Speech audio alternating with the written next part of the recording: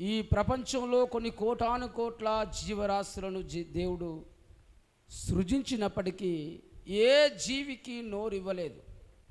ఒక్క మానవునికే నోరిచ్చాడు. ఎందుకు నోరిచ్చాడంటే ఆయన మహిమ నిమిత్తము నీ నోటితో ఆయనను స్తుతించాలని. కానీ జ్ఞానం ఎక్కువై మనుషుడు దేవుడు లేడనే వారు కొందరు సృష్టిని దేవుళ్ళుగా దేవతలుగా పిలుస్తున్న వారు కొందరు అసలైన సృష్టికర్తను మర్చిపోయినారు. కానీ నీకు ఆ ధన్యత ఉన్నది కాబట్టి జ్ఞానం కలిగిన వారెవరు అంటే సృష్టికర్తను ఆరాధించేవారే నిజమైన జ్ఞానులు.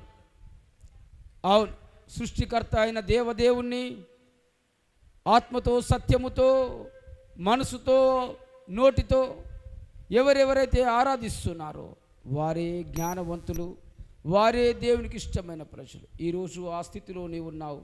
నిజంగా నిన్ను బట్టి నువ్వే సంతోషించు, అతిశయపడు ప్రభు ఇచ్చిన రక్షణను బట్టి.